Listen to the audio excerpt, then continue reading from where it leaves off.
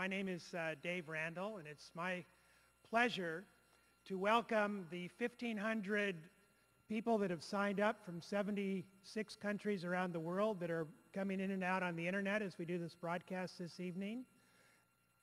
And most especially to welcome Sam Keene. Sam, in his own words, is an overeducated person at Harvard and Princeton and was a professor of philosophy and religion at, quote, various legitimate institutions, unquote.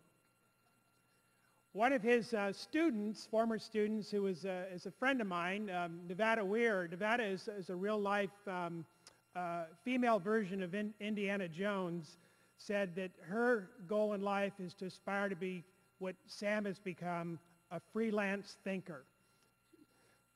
And Sam truly is, and one very deserving. Sam is a lecturer, a seminar leader, a consultant, an author of some 15 inspirational books, and co-producer of an award-winning PBS documentary, Faces of the Enemy, of which Joseph Campbell called an essential document of our time. His work was the subject of the PBS special Bill Moyer's Your Mythic Journey with Sam Keene. Sam is going to speak to us tonight on global justice, so let's please welcome Sam Keene.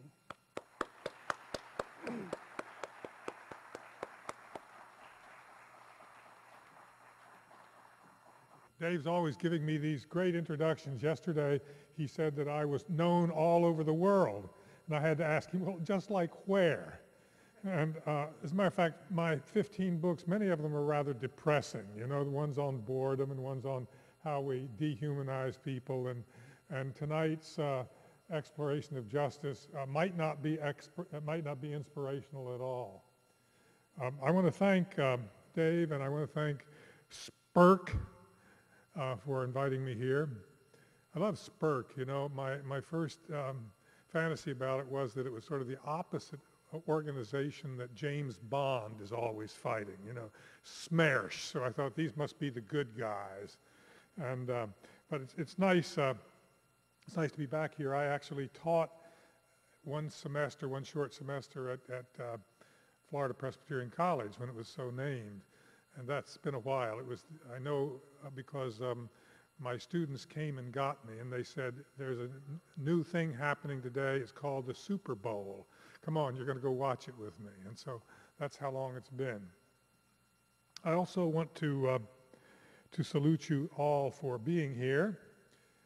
It's not the masses, but truth be told, the masses have never been interested much in justice for others. And there is a tradition in Hebrew thought, an old saying from the Midrash material. It said, why, you know, God looks out on the world and sees it's a terribly unjust place. Why doesn't God just destroy the world? It says, because God said that in every generation so far there have been at least 38 just men. And as long as there are 38 just men, he will save the world. Of those 36, 18 are known and 18 are always unknown. And I suspect that the reason the 18 were unknown is because the Hebrew writers were overlooking that those 18 might have been the women, and they're often the overlooked ones when we come to justice. The idea of justice, there is no more important idea or no more neglected idea than the idea of justice. If we go back, we realize that our philosophical tradition, our political traditions in the United States were really formed by the notion of justice. You go back to where the idea of justice was born in the Greek city-state, and that's what Plato's Republic is all about. And the whole notion was that the universe is basically run in a harmonious way, and that the city should be run in a harmonious way, and the psyche should be in harmony with other things. Now, granted, the Greeks didn't consider everybody within the purview of justice. They had a word for those who were not entitled to justice, and that word was idiot. And idiot didn't mean somebody who was mentally deficient. It meant somebody who was not privileged to participate in the political order. So that women were idiots, and children were idiots, and slaves were idiots. They were people who were outside any kind of claim, had no claim to justice. And some people have said, look, isn't that terrible? But then you realize that we have the same thing. We also have non-people in our society, people who are not privileged to have the right of habeas corpus or not covered under the Geneva Convention as people. And they've been locked up without any kind of recourse in Guantanamo and put elsewhere in the globe without any due process of law. They're not real people. The second place is, of course, in the Old and New Testament. When you boil it down, and again, the Jewish midrash and philosophers, they were asked, okay, what is the essence of it? What's the essence of the law and the prophets? What is it that we can say is true, the essence of true religion? And the answer from Micah was to do justice, to love mercy, and to walk humbly with God. And when Jesus was asked the same question, he said the same thing. He said, it's the Shema. It's exactly what was said in the old prophets: do justice, love mercy, and walk humbly with God. Well, we've reached a place where the question of justice has become a much more complex question. We're very, very rapidly moving into a global order, like it or not. And a lot of people don't like it. A lot of people think it's very dangerous. But what makes it more dangerous is we have no theory whatsoever of global justice.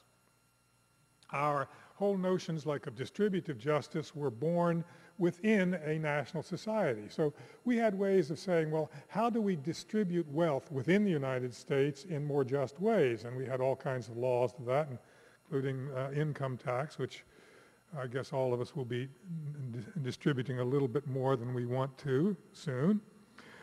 And so the very idea of global justice hasn't emerged. So in the first place, if we think of even the idea of ecological justice, to some people that almost seems like an oxymoron. We became aware of an ecological crisis 10, 15, 20 years ago, and it's built and built and built. And gradually that has begun to create a kind of pressure and a need for a concept of ecological justice. Likewise, we don't have very good concepts of political justice on an international level. On a national level, yes, we do. Whether we abide by them or not isn't the question. We've got them.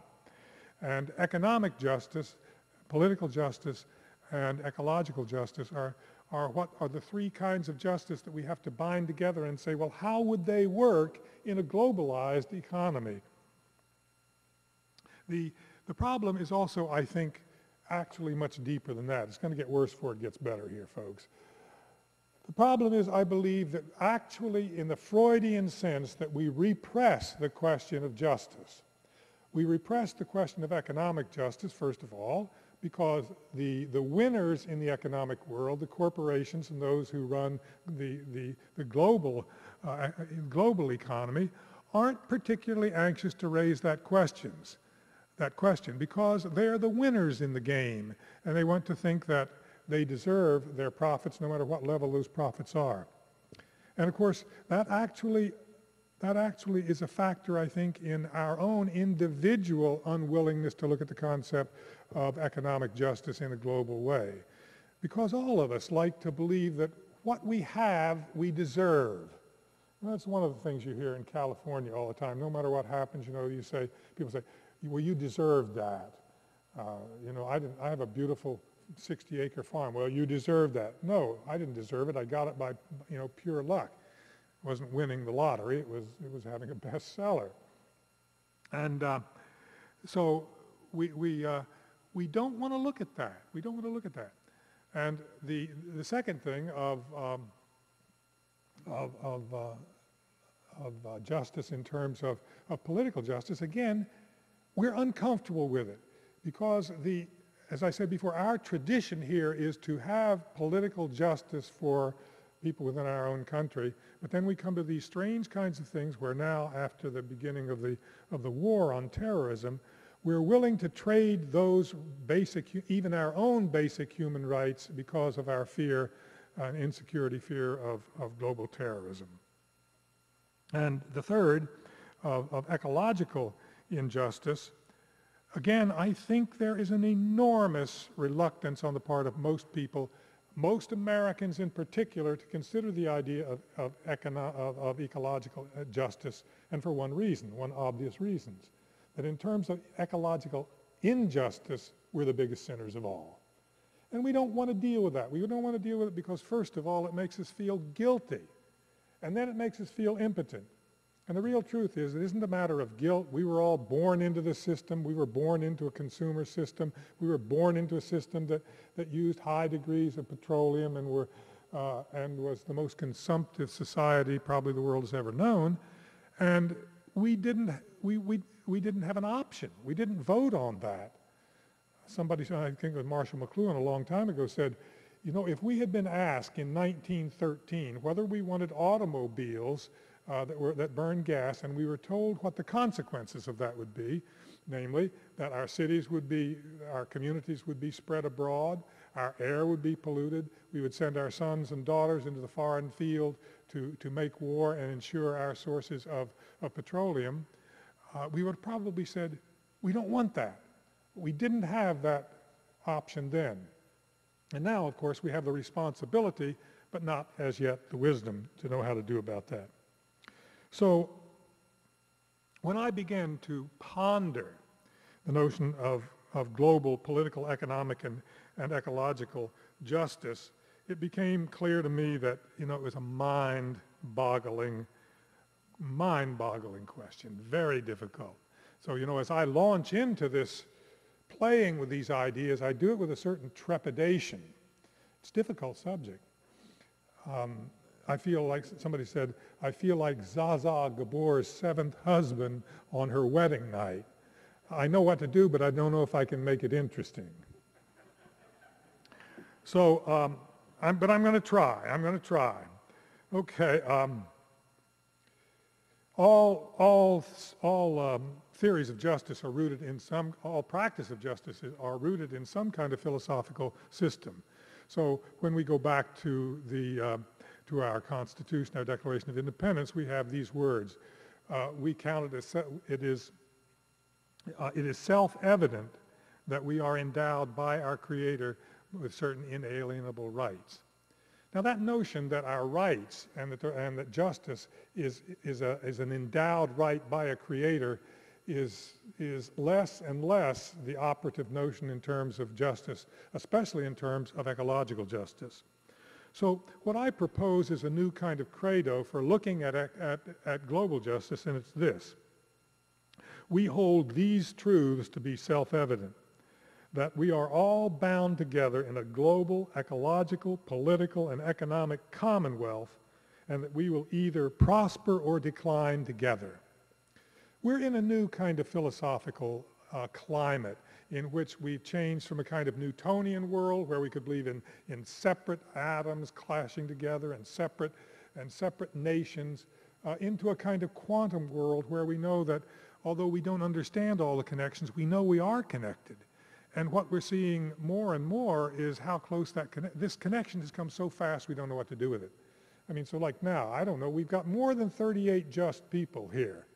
And yet we've got, who knows, dozens, 100, maybe 1,000 times more than that virtually in a different kind of a community. Faster than we know what to do, we are becoming a commonwealth, a global commonwealth. And how we apply the notions to justice there are really the crucial question for the 21st century. So the new definition of justice is that justice is the harmony of the whole. Well, I've been pondering these ideas for a long time, busting my head really on how do we think about these things, how do we get a theory where we don't have a theory. And one day I was driving along and on the radio was on and it reported the Dow Jones index of economic indicators. And I thought, wait a minute. Now here's an idea. If we can have an index of economic indicators, why couldn't we create an index of indicators of justice on a global playing field? And then we would have to do actually 3 different indices. We would have to do an index of ecological justice, we would have to do an index of political justice, and we would have to do an index of economic justice. Well, that idea actually intrigued me, and I began to work on it. And the more I worked on it, the more I began, of course, to get into a lot of trouble. So I asked a friend of mine who'd been the vice president of the Bank of America in charge of global forecasting, and he knew all about numbers and measurements and how to create indices. And we worked on it for a couple of years. And more we realized that this was a dynamite idea. It was a dynamite idea because one of the problems about thinking about justice is the average person cannot get their hands around the issues. They can't get their hands around it because there's so much data, and B, there's so much confusion about these different dimensions of justice. And I thought, wouldn't it be wonderful if we could create a global justice index that would be published not every day like the Dow Jones is published, but every month or every quarterly or something like that. And that if this index would be something that normal, common people would read and would give them some kind of measurement, so that if we're aiming at a more just world, we need some kind of index to tell us whether we're going up or going down. And I realized when I started thinking this way that this would be a very different kind of index. It would first of all be one that was not accurate, would never be totally accurate. It would always be moving. That the purpose of it was not to be accurate, the purpose of it was to be provocative.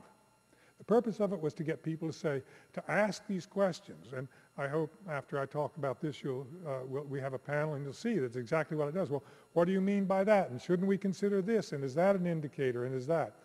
And that it could become an instrument for once again putting the central idea upon which the 21st century, I believe, depends, whether we'll have any kind of peace in that, putting it back into public discussion in a way that it would be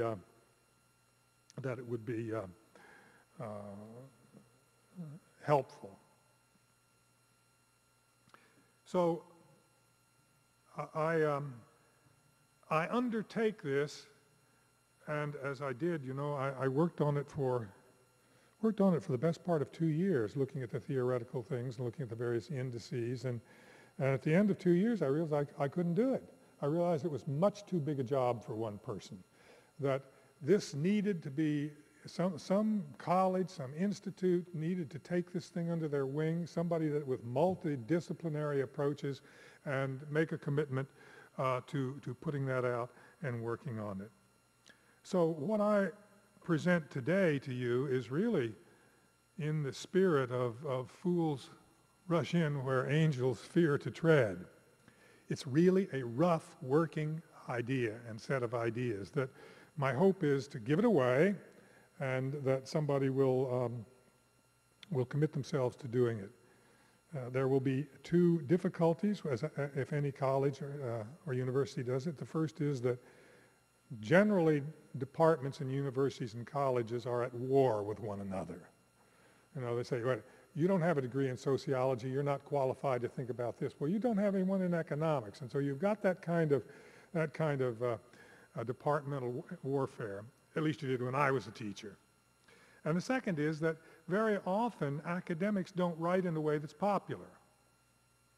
Well, I was for 20 some odd years a contributing editor of Psychology Today, and one of the things that was hardest for us to do and most rewarding was to search out those people who could write for a general public. So I have to say that this idea is worthless if it just ends up in a journal that people read in the library.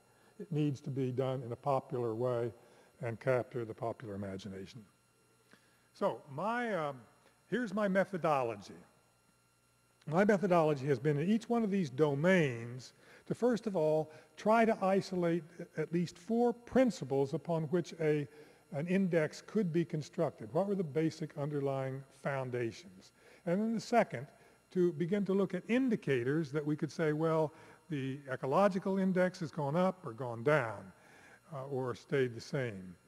And I have I have dozens of indicators for each one of these, but I'm going to use no more than, say, 2 just to give you the idea. And then when we talk together, you can add your own or subtract some of mine or agree with some or boycott me. Okay. The first question is when we're going to think about indices, where should we start? Should we start with economic? Should we start with ecological? Should we start with political? And to me, there's only one answer to this. We have to start with an ecological index. Why? Because almost since the Industrial Revolution, the central concern and the central value has been economics. We really, if you look at it, we're not Homo sapiens, we're not rational human beings, we're not religious human beings, we're Homo economicus. We have become defined by our economy, and our worth has been defined by our wealth. And so what that means is that when we put economic rights first, which we've done, and so that businesses and everything were quite willing, and ordinary people were quite willing to pollute the environment as long as it was for their own good, profit, and pleasure. And the wealthy, the quote, democratic countries of the world have been willing to tolerate all kinds of political injustice in the third world as long as it kept that world safe for business. And it's still going on. We tolerate all kinds of very bad rulers in the Arab world, starting with Saudi Arabia, because it's to our interest. And the whole ecological question is that ecology be damned. We're not going to consider that because, as George Bush said, when asked about the Kyoto Accords, he says, we're not going to ratify them because the American way of life is not up for negotiation. Well, that being the case, it means that we have arrived at a point in human history where the ecological disaster that we are nearing and courting has got to be the place that we start. I want to put it almost in a blunt way. If we do not achieve ecological justice in the 21st century, there are not going to be many of us around to strive for political or economic justice. If the world's carrying capacity, if the envelope within which we live is destroyed, then what does it matter about the others? We will be destroyed by that. So the first is then to think about ecological justice. Now, I also like this because ecological justice is the easiest to conceptualize, although it may be the most difficult to actually obtain. So 4 principles. Now, I think you'll see why it is that it's easy theoretically and philosophically to say how you would go about what ecological justice would look like if we had it. 4 principles. The first one is, well, I could put it this way, you shall not steal from your neighbors. Or I could put it this way, each living person has the right to an equal share of the natural endowment of land, water, air that's necessary to sustain life. Seems self-evident, doesn't it? I mean, that where does one person get a right to more water, air, or whatever than another person?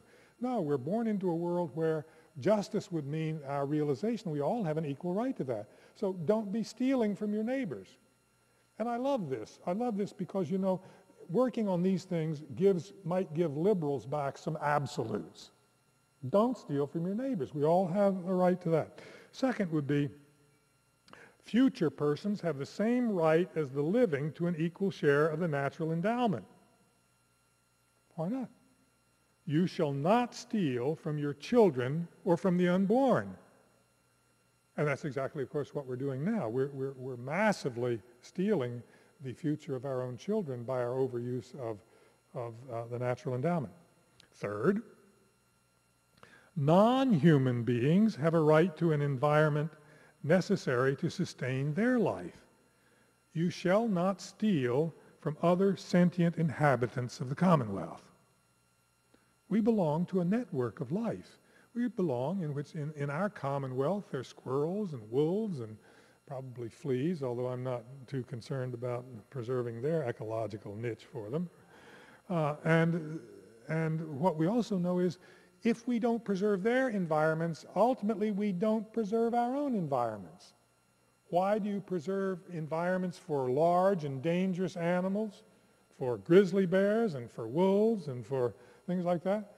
Well, not out of pure good heart. You know, it's not sort of a liberal notion to take a wolf to lunch. It's that if we don't preserve these large tracts of land, then we don't have the place for the refreshment of the air and for the refreshment of seeds. Or you take the Amazon and the forests in there, the rainforests in there. Well, they have by far the largest number of species of life and of trees and of things that are the source probably of many of our future, quote, miracle medicines. Okay, fourth, no person or nation or species have the right to exceed the carrying capacity of the earth. You shall not steal from the future. Okay, principles then of an ecological index. On the basis of this, you could go out and then start to construct a certain kind of index. I will just do two or three. The first indicator would be the ecological footprint. The ecological footprint is the measure of how much fertile land, pastures, forests, oceans, and CO2 absorptive capacity is consumed by a given species in a given area.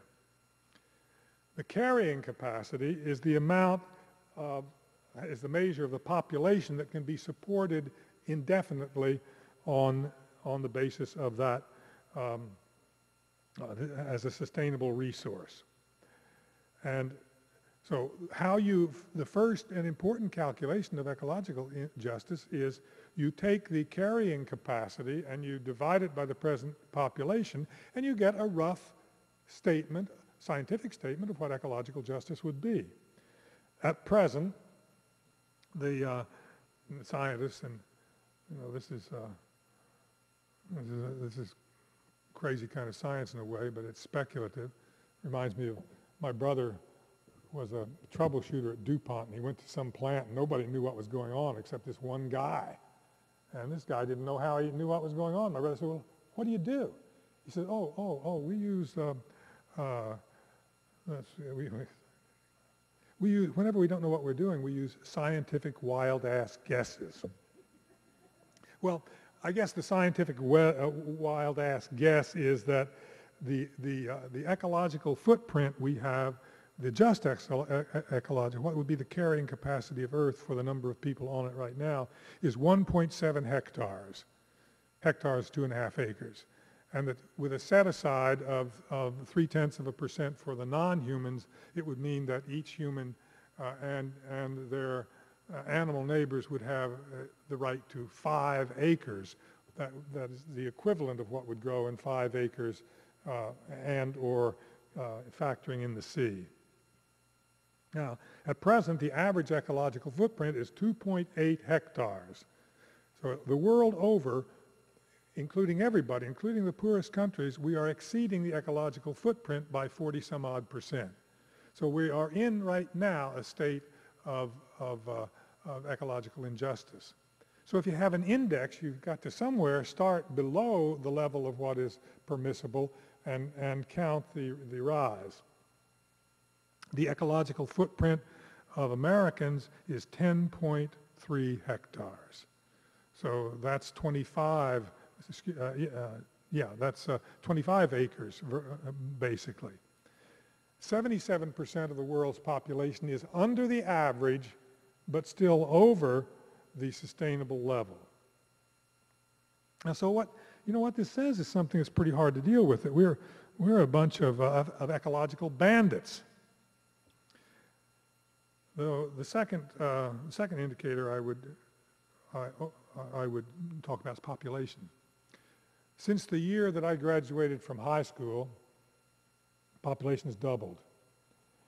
from roughly 3 billion to 6 billion. Well, if you didn't have a population explosion, you wouldn't have an ecological crisis. If the population were reduced back to what it was in, say, 49 or 39, we would not be polluting enough really to threaten the whole ecosystem. And of course, it's possible that will be one of our solutions to the ecological crisis. One of the things that happens in the kind of global world that we have is that not only can I travel from California in a few hours, but so can disease entities and the plagues. And we can almost predict that with the growing pressures of population, there will be plagues. Plagues happen, you know. AIDS or AIDS happens to be a very smart virus because it doesn't kill its host too rapidly. Something like E. coli, it's a dumb virus. It's a dumb virus because it gets in there and kills the people, and there's no way to continue its life. So all we got to do is have very smart viruses, like perhaps bird flu or something like that, and we could reduce the world's population back to what it would be so that we would fit within our ecological niche. Now, nobody wants to think that way. No one wants to think that way at all, but in a certain way, I think we have to be willing to think ruthlessly in each one of these areas in order to think clearly. Doesn't mean that's a moral decision. Nobody wants to introduce a bird virus in order to reduce the population, but what it does tell us is, it tells us that there are certain conditions under which when you exceed your ecological niche, that you're courting disaster. So the second would be population, and the population by 2050 will be somewhat 9.3 billion. And what that means, according to the UN, is that 4.2 billion people will be living in countries where their basic needs can't be met. Third, I'm going to have to go on. I'll just say what some of them are, because I want to leave lots of time. Air. What's the air quality? Air is one of those things which is an absolute entitlement. You have no right to pollute my air. I have no right to pollute your air. So when we overload it with carbon dioxide, the idea somehow that we can have carbon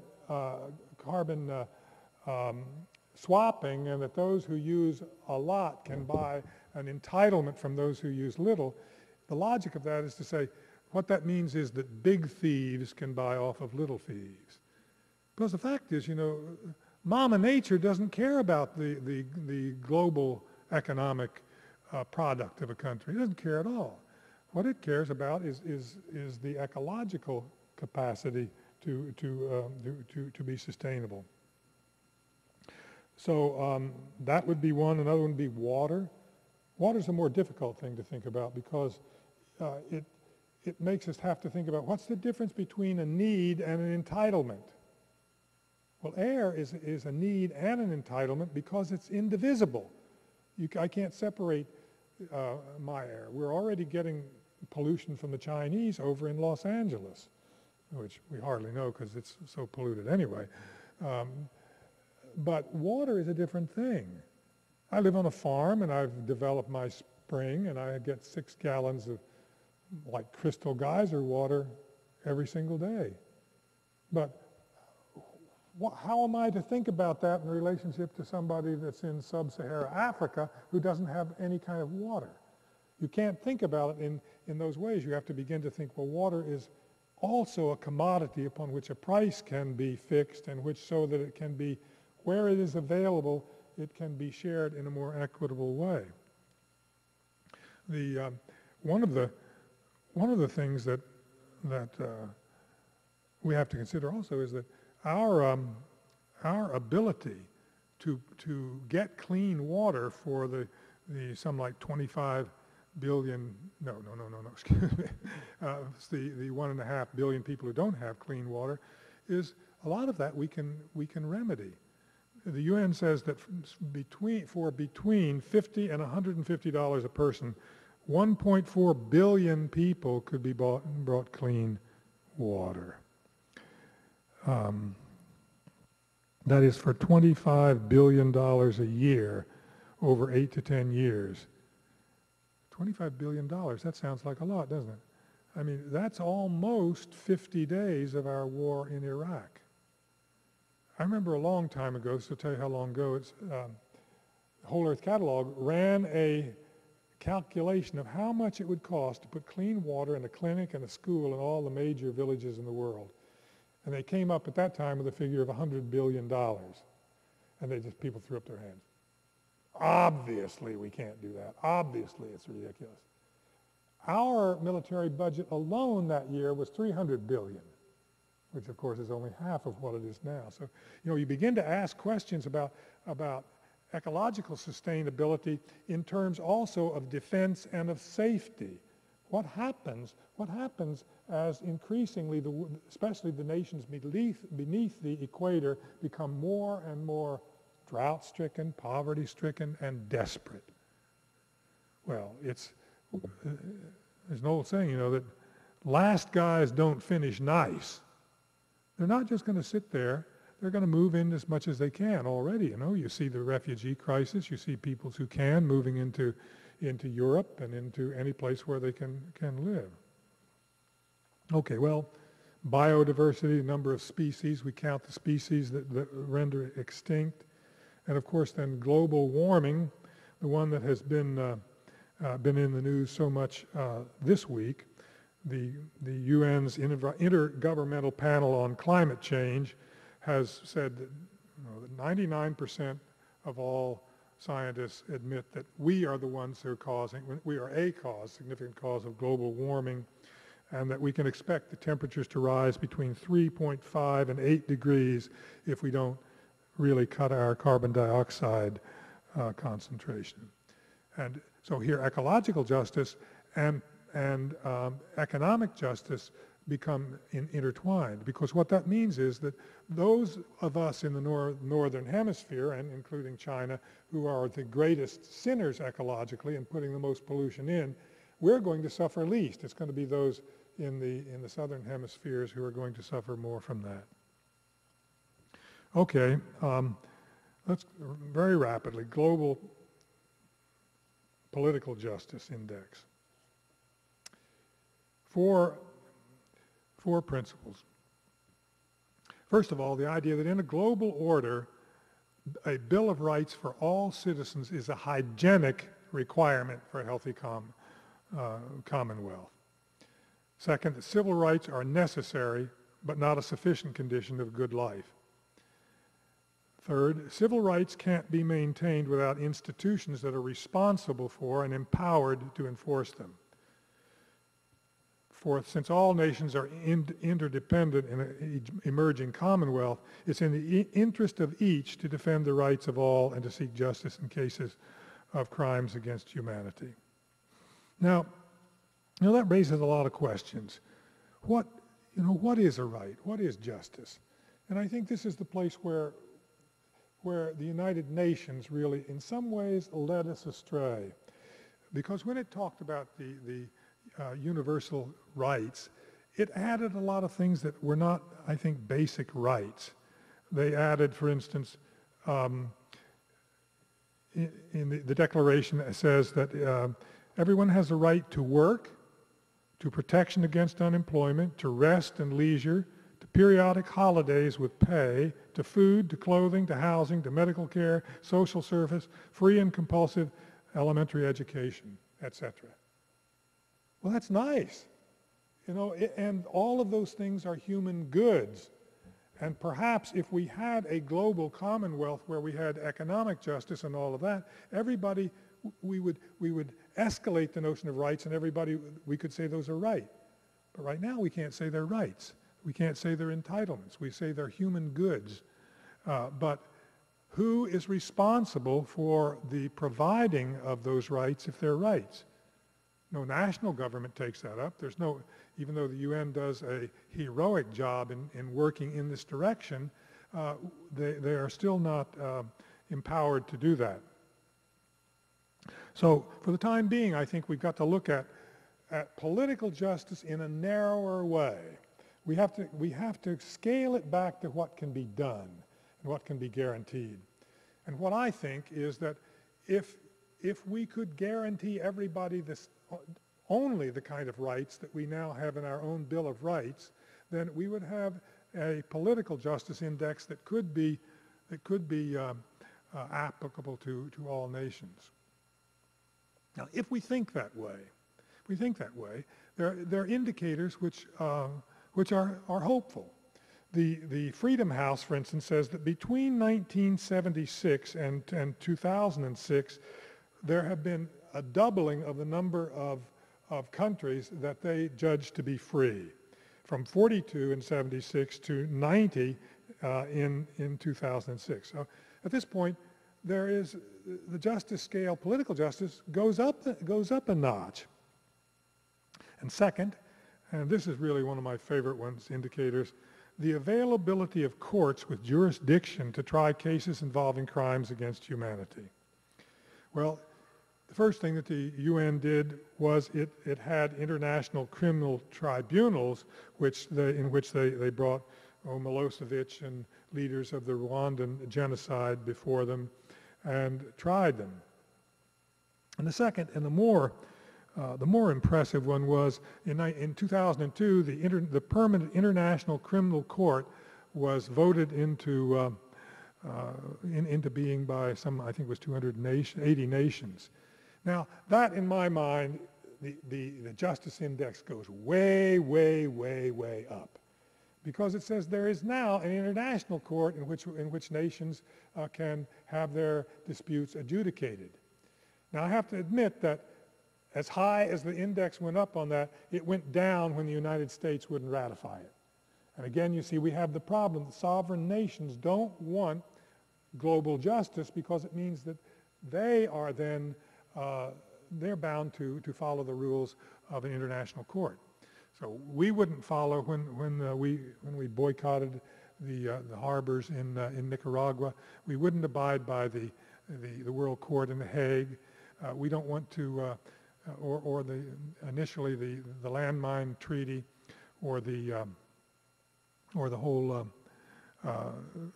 thing of bringing our own soldiers. We won't sign it because it said you could then bring American soldiers before that court for crimes against humanity. But another advance, which again begins to edge the game up, was the whole principle of universal jurisdiction. And all you remember when that happened, when Spain asked for the extradition of Pinochet for crimes against humanity created in his dictatorship in Chile, and the judgment was made, yes, that any country can prosecute somebody for crimes against humanity, even if those crimes were not committed within that nation. Why? Because we're all human beings, and a crime against people in Srebrenica or in Chile or in Nicaragua or wherever it was, or in Guantanamo, those are crimes against me, and I can prosecute somebody for those crimes. Well, that is an enormous, enormous kind of step forward in the edging toward a system that realizes that we've got to have institutions that create global justice, and they have to have teeth in them. And it also, I think, points to us Americans what one of our duties is to justice, and that is to pressure our government to sign those treaties and to abide by them, to come as the most powerful nation on earth. If we don't support these institutions, they won't. Well, I think they actually still will exist and thrive, but in less way. Another indicator, and this is again one of the wonderful indicators, who is now supporting the questions of not only of political justice, but ecological justice and economic justice. Well, governments are by and large dropping the ball. And the ball has been picked up by normal, everyday citizens, the NGOs, the non-government organizations. Paul Hawken will within this month publish a book called Blessed Disturbance. He makes the very audacious claim that we are in the middle of one of the largest revolutions that has ever been known. And that revolution is, we're blind to what's happening. And that is the revolution of the NGOs, of the people who are just going out and creating little organizations and using the internet. I mean, look at things like MoveOn.org or finally, day before yesterday, the president said that they were going to bring real pressure on about the situation in Darfur. Well, that wasn't done out of the kindness of his heart. It was done because of the Darfur organizations. And most of those, I believe, actually started on college campuses. Kids with computers, if we do something just and get UN troops in Darfur over the objection of the Chinese, it will not be because of great diplomacy by the big powers. It will be because of a bunch of kids in colleges who started that movement, and the movement grew. And now there's enormous kind of pressures that go in that. Or you look at what Amnesty International has done, or the landmine, the group against landmines, or Human Rights Watch, or Shack Dwellers Anonymous. Paul Hawkins says that there are at least 250 of these NGOs that have just started, and ordinary people seeing a problem that isn't being addressed, are pitching in and doing themselves. This is the ultimate kind of democracy in terms of creating global justice. And to me, that's one of the most hopeful things that in our whole kind of situation. Okay, third, last, economic justice. This is a tough one. It's a tough one because it's even a tougher one because we live in a single global community, but we've never even applied that concept. Wealth is created by a commonwealth, and the commonwealth owns the economy, not vice versa. That's a principle. The principle of economic justice is a logical outgrowth of the insight that poverty of the parts cannot possibly produce wealth in the whole. You see, I'm going back again and again to this change in the basic worldview. The basic worldview that created our situation up until recently has been the situation of, okay, we're all separate. We're separate nations, and so we can promote justice here, and we can do injustice there when it serves our message. But it's not a unified world. And again, the 21st century will increasingly be ruled by the awareness that we live in an interconnected world, an utterly interconnected world, socially and ecologically and also politically. And so we can't get away. It's almost like what's happening with warfare.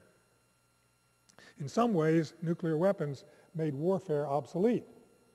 The idea of you got here and you're here and the enemy's over there and you do something over and destroy them. But there's no over there anymore. With nuclear weapons, the battleground is everywhere. This is the battlefield. Okay, I'm going to just skip through most of this. To get at economic injustice and justice, I think what we have to do is begin to ask a lot of questions that are not comfortable really in our society, more searching kinds of questions. In one word, what do we owe to other people? Who is entitled to what share of the commonwealth? What is implicitly owed to any individual who is incorporated within a global economic commonwealth? So for instance, when NAFTA or the WTO makes trade agreements and the farmers in Chiapas can no longer compete against American farmers, who incidentally are highly subsidized against the rules of the WTO, what is it that we owe them for putting them out of business, for their being unable to continue the kind of sustenance farming that they have done for hundreds of years? What are the companies who are making profit from that? What do we owe them? This isn't a matter of noblesse oblige. We cannot deal with the needs for justice in terms of charity or even in terms of aid. No, it's a question of if we're we're becoming a global commonwealth, what is owed to those people who are disadvantaged by having to deal with powerful corporations? Or another example, which Vandana Shiva is the Indian activist is so incredible on, says, well, what happens, you know, when Monsanto creates genetically modified seeds and the farmers have to buy those seeds, and it means they can no longer raise and put aside the seeds that they need for next year's crop. They've got to go back to Monsanto to buy these genetically altered seeds. Now, where in the hell is justice in that? What do they owe those farmers? I mean, we have in India, there's just this incredible kind of crisis. I've forgotten, enormous numbers of farmers have just committed suicide. They've got nowhere to go, nowhere to make a living. Well, I think there's a principle here. The United States was built on this principle: no taxation without representation. You can't tax somebody if they're not represented. Well, I think that the same thing is true on a global level, that no globalization without representation. If you're forced into a global economic world, you deserve representation in order to participate in that commonwealth whose intent is to create wealth. Well, how do you do that? How do the poor participate in the global thing? Well, it's very easy. In an economic society, the vote is equivalent to having money to spend. That's how we vote. So everybody who is forced into and influenced by a global economy has a right to a certain amount of currency in order to participate in that system by buying. The right to vote, in other words, is equivalent to having cash to spend. What do global corporations, what do they owe the people in the countries where they do business? Well, one of the indicators, best indicators of global injustice is the fluctuating ratio of wealth between the richest and the poorest nations. So in 1997, the wealthiest 1% of the world's people commanded the same income as the poorest 57%. Right now, 25 million rich Americans, which is a little less than 10% of us, own, that is 4% of the world's population, have a combined income greater than the poorest 2 billion people of the world. 1/10 of our population has a income greater than 2 billion. That is 2/3 of the world's population. All right. How is debt measured? Who's doing the measurement? When right now, by the way we measure, the third world and the poor countries owe us money. Well, I think what that really shows is that to the victors belong the spoils and the accountants, and that we have to re-examine that whole notion of who owes what to whom and why. All right, I'm going to skip over lots and lots and lots and lots. I'd already cut it from 42 pages, but I'm going to have to just go to the conclusion here. Conclusion. Ever since the beginning of the 20th century, the world has been looking for a new organizing principle, a new philosophy. And we sought it in a lot of places. At the very beginning of the 20th century, Nietzsche said, God is dead. And what he really meant by that was that in functional terms, we had stopped behaving as if this was a meaningful and a purposeful world ruled over by some kind of divine intelligence. And what replaced that medieval mythology of God's in his heaven was the idea of progress, the myth of progress. Now, there was still going to be progress, but it wasn't going to be because God was in his heaven. It was because we had now technology and science, and that we were going to become the architects of our own evolution. We were going to remake ourselves closer to our heart's desire. And what we've seen about that is that myth no longer works, because we've seen the double bind that all of the marvels that technology has produced also produce a concomitant amount of dislocation and of pollution. No free lunch. Remember just little things, like we weren't going to burn up so much paper now because we had computers. Well, the use of paper has doubled or tripled. I don't know exactly, a whole lot.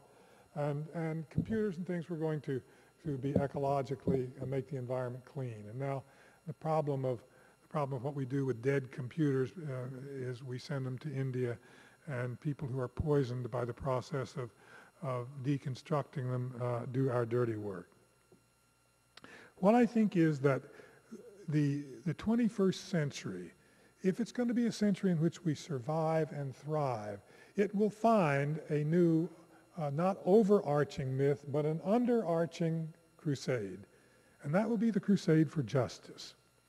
A world, it won't be a new world religion, it won't be a new world government, it won't be a giant crusade. It will, I think, be a heroic effort to establish justice in these three realms. It's a new trinity, the ecological, the economic, and the political. Now, William James, again, in the last century said, you know, we have a problem. We have a problem with warfare. We have a problem with all of that. We've got to reconceptualize our whole way of going about things. And he used this marvelous phrase. He said, we have to find a moral equivalent of war. And what I believe the moral equivalent of war will be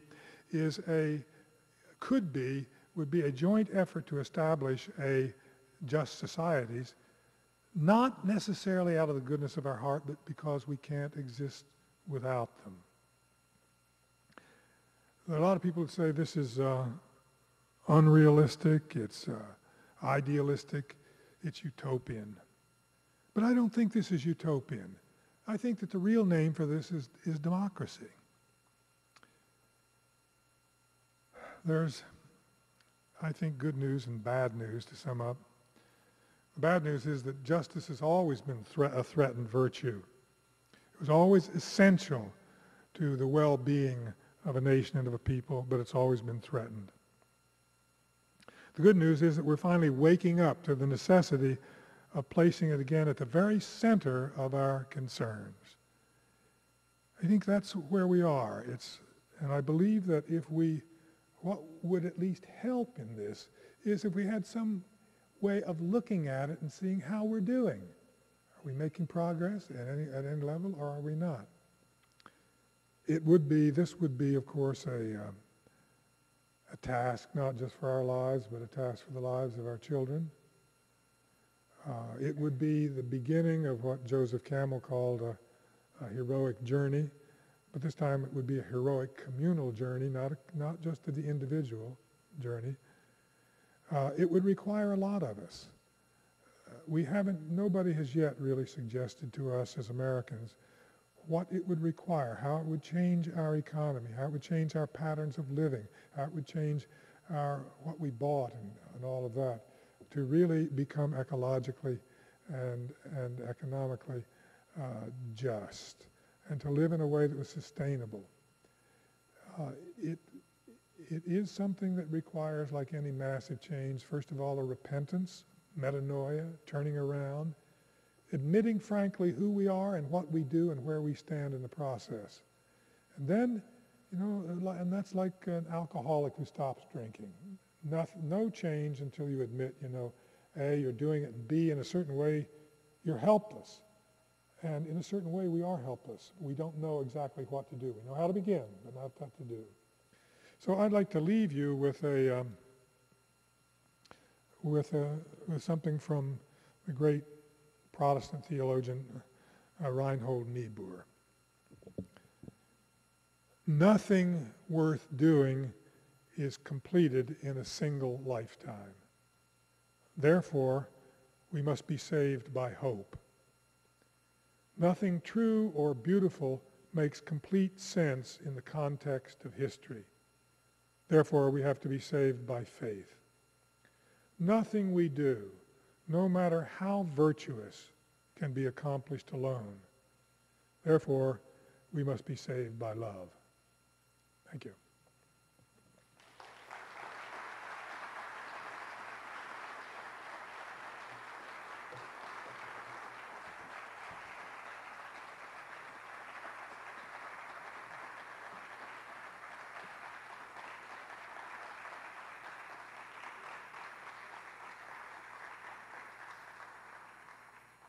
Thank you, Sam. I think many of us here tonight are beginning to see why Sam truly is known around the world. We're going to have three panelists, kind of rapid-fire responses before we have a short break and bring on Stephen Longfellow-Fisk and his band. The first is Brennan Van Dyke. Brennan is the director of the regional office for the North America United Nations Environment Program. She is going to be speaking to us from Washington, D.C. She is also taught as an adjunct professor of law at the American University's Washington College of Law and has published numerous articles primarily addressing the environmental impacts of international trade and investment rules. That will be followed by Dr. Don Ardell, who has written some 15 books, including the bestseller High Level Wellness, an Alternative to Doctors, Drugs, and Disease, that sparked the wellness movement in the 70s. And he's working on his latest book titled Aging Under the Influence of Reason, Exuberance, and Liberty, 69 Tips for Real Wellness. And finally, we'll have Roy Gardner, Professor of Law and Director of the Institute for Biodiversity, Law, and Policy at Stetson University College of Law. He teaches and conducts research in the areas of environmental and international environmental law. Wetland law is one of his specialties, a particular focus of his work. He was recently, last year, named as the recipient of the National Wetlands Award, and he has been appointed to the North American as the representative to the Ramsar Convention on Wetlands Scientific and Technical Review Panel. So let's begin with Brennan Van Dyke. And Brennan, your thoughts, please. Thank you very much, Dave, and I hope you can all hear me. I just wanted to say thank you to Sam Keene for his inspiring and very provocative presentation. I would love to see a global public discussion about the justice indices. I think it's important that Sam benefit in and of themselves, because I doubt we'd ever manage to settle upon one, not to speak of three of those indices. But I do agree with what I believe Sam was saying, that the discussion it would spawn, the discussion, an attempt to develop those indices would spawn, would be an end in itself, a major contribution toward efforts to achieve justice globally. And I don't think we spend anywhere near adequate time on the political stage or in our homes or even in our schools contemplating, discussing, dissecting justice. I think the reason that we're not going to be able to develop an indices, and simultaneously the reason why discussion about developing one is both necessary and welcome, is because justice is, and the concept of justice is the product both of reason and of values.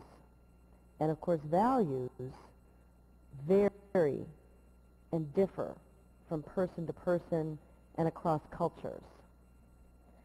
And so when you try to apply general concepts of justice to specific circumstances that implicate justice, you'll find a whole wide range of ways of dissecting the concept of justice in those specific circumstances. And I'd like to bring forward one that is, of course, climate change, which I think is on everyone's mind more and more these days. For example, and it'd be interesting to think about the notions that Sam Keene brought forward this evening under these specific circumstances as we try to address global climate change. We're likely to create carbon markets. That seems to be a direction that most politicians, policymakers are looking toward as part of the solution to the problem of climate change. And there's going to be enormous wealth created by those carbon markets. And there's a whole range of ideas that different parties have about what to do with that wealth, how to allocate that wealth. Do you take a sort of a realist political view and say, well, the way to get agreement on the creation of these carbon markets is to put a lot of that wealth back to the companies that would have to pay to take steps to reduce greenhouse gas emissions? Do you use that wealth to fund research and technology development for new technologies for, that will reduce carbon emissions? Do you use that wealth to help individuals cope with some of the impacts that climate change is sure to create, or the impacts or the impacts that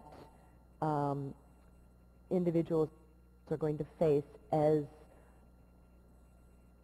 carbon-based fuel prices, the cost of energy rises, and maybe a whole range of other impacts that people will have to face as we take measures to reduce greenhouse gas emissions. So it's sort of an interesting and very specific area where we could discuss and pick apart some of these notions of ecological, political, economic justice in specific circumstances. And it was one that came to mind as I was listening to Sam speak. I don't want to take up too much time. I'll turn it over to Dave or the other speakers, and can, of course, come back to questions and discussion later on. Thank you. Thank you, Brennan. Now we'll hear from Dr. Don Ardell. Good evening, everyone. Imagine the competition for seats in this beautiful auditorium this evening. If somehow, through some kind of time travel or whatever, the speaker for just this occasion could have been Carl Sagan or Stephen Jay Gould or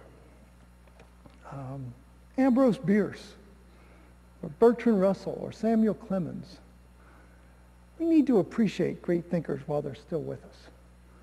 And I think it's wonderful that those of you who are here tonight had the good sense and the good fortune to have the opportunity to hear a living speaker, a living thinker and idea creator like Sam. And I certainly feel good about it. I was taking notes furiously until there was just too much I wanted to talk about when I got up here. I gave up by the time of the conclusion and decided that was the best part of the whole talk. I'm glad I stopped doing that. It was just terrific.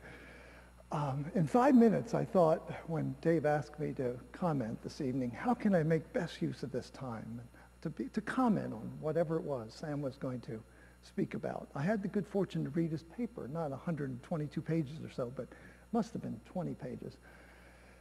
And I've known Sam for a while. I've read some of this stuff.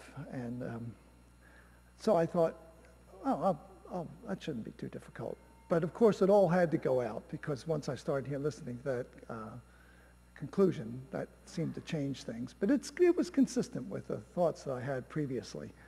But I thought 3 different areas should be addressed. First of all, if I'm going to comment on the presentation, something should be said about the presentation itself. And as expected, it was wonderful. It was great listening to somebody with so many ideas and such powerful thoughts. And I didn't find anything I could disagree with.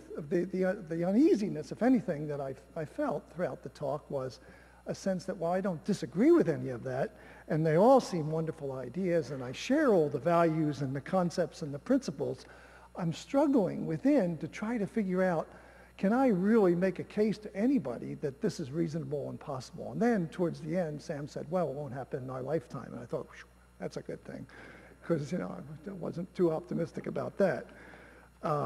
I thought it was great to hear this transition over the course of a century or so from relying on God above. Nietzsche said that's not going to happen. We didn't have to wait for Sam Harris and Richard Dawkins and so many others today to realize that might be the case. And then March of Progress seemed like a good notion, but that didn't turn out so well. So now we're left until some other suggestions come along with the quest for justice. And that, unfortunately, was based, according to Sam, on hope, faith, and love. Well, I'm for all those too, but that gets to my next part of the presentation, and or the assessment commentary, and that is the consequentiality of it. That is the need for global justice. Yes, of course, it's most likely that we're going to make progress with an index as well as gaining a consensus for the need for these kinds of advances, particularly ecological justice and economic justice. But those won't happen, in my opinion, unless we can somehow find a way to gain some kind of governmental and political justice. And just look around at the characters in charge of some attention-getting nation states, and answer this question for yourself as to the likelihood of being able to realize this in our lifetime or our grandchildren's. I think it's rather self-evident that global justice is desperately needed, that the topic is vital, and even though Saddam Hussein and Pol Pot and Idi Amin are gone,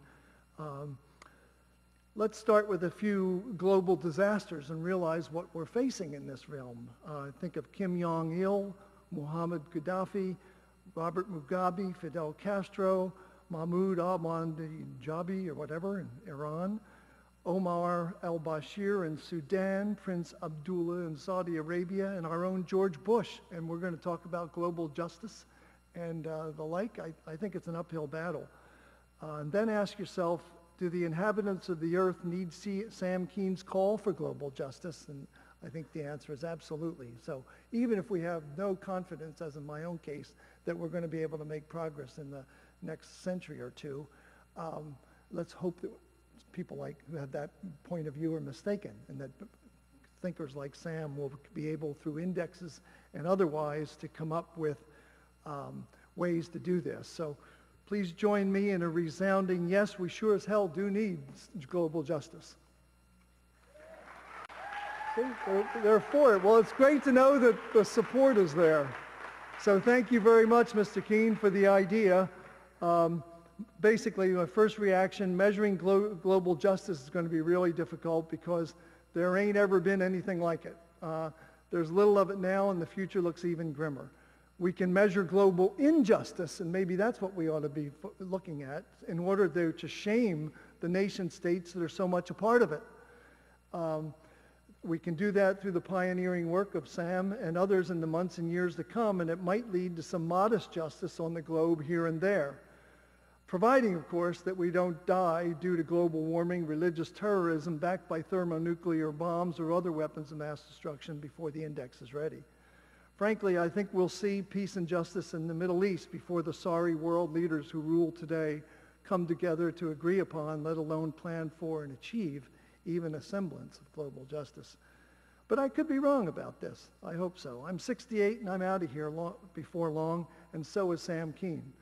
Somebody had better sell this idea of indexing global justice to the young, or they might never grow old, at least not with the same opportunities for justice that we've enjoyed, through no fault or virtue of our own. As the late Kurt Vonnegut might say if he were here, so it goes. Sam, great speech. Many thanks.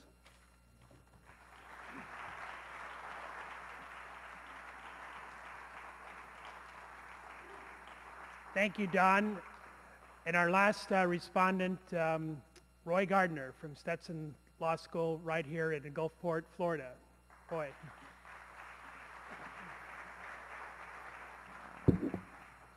Thanks, Dave. Good evening. It's a pleasure to be here, and I appreciate Dr. Keene's thought-provoking remarks on global justice. I'd like to focus my comments on the notion of ecological justice and the mechanisms of how it might be achieved. Dr. Keene noted that some will find his definition of justice, the harmony of the whole, to be idealistic, and it is. But idealism is a necessary component to achieving justice, however defined.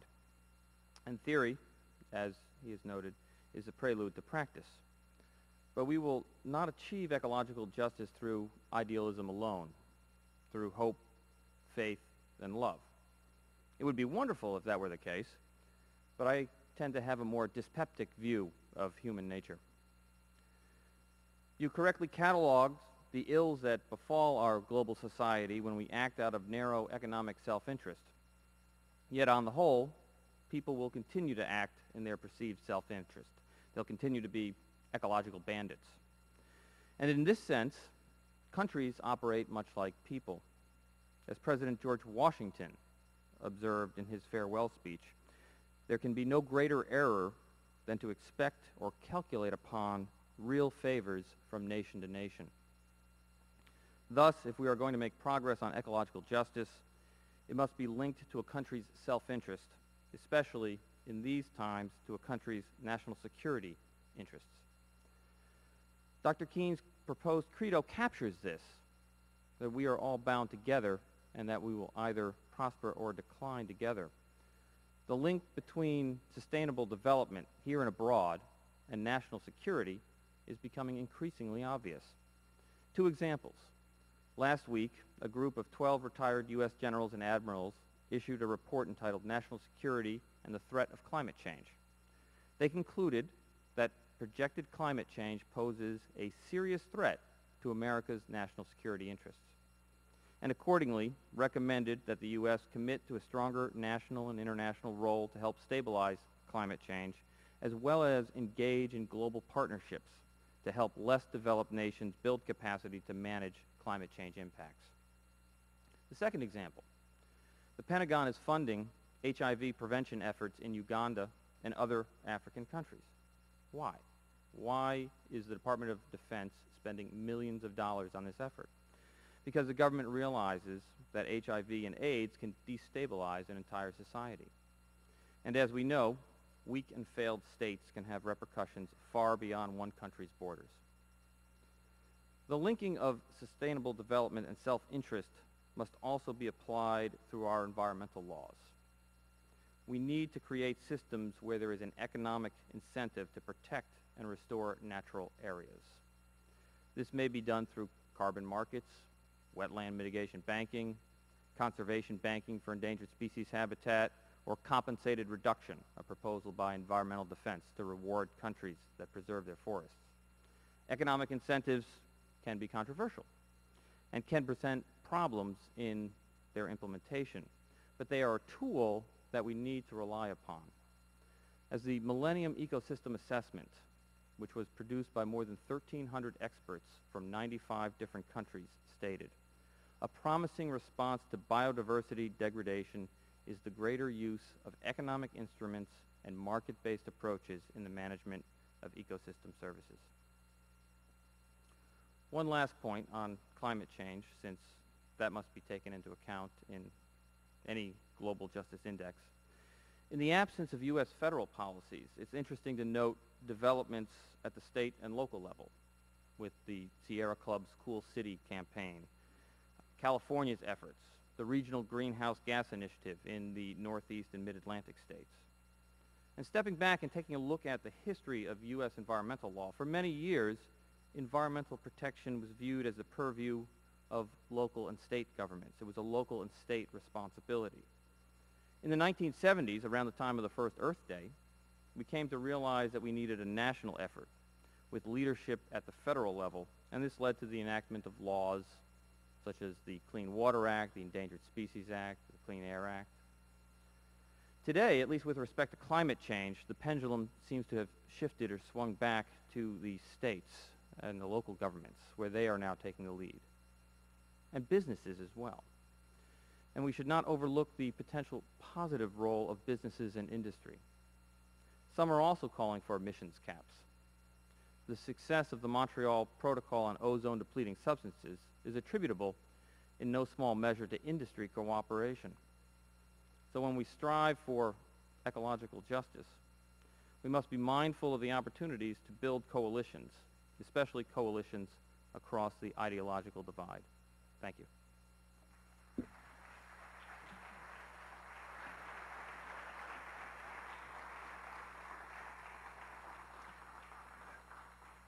Thank you, Roy. I wanted to say that those of you that are interested in reading Sam's complete 42-page rough draft of global justice, that will be put online at globalhealing.net, and then click on Global Healing News, or if you're already on the Global Healing email list, you'll get it as an email as well.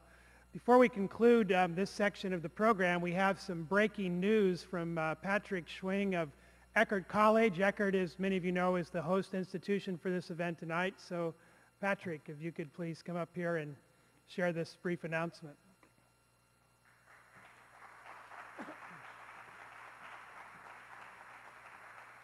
Good evening. I am a staff member at Eckerd College at the Center for Spiritual Life, and I'm very pleased to inform you all that Eckerd is actually accepting the challenge by Dr. Sam Keene to create a Global Justice Index, or at least start the initiative. With the help of Dr. William Felice in International Relations, Dr. David Hastings in Marine Science, who is also a paleoceanographer, or paleoclimatologist, pardon me, and Dr. Greg Moore in political science will be taking the lead on this project with the support of the Center for Spiritual Life. So I'm here to ask you as the global community and the St. Pete community to support this effort in any way that you can. Get involved. We're looking forward to starting to ask the questions that will form what justice means in our global community and for the 21st century and hopefully centuries to come. So thank you very much.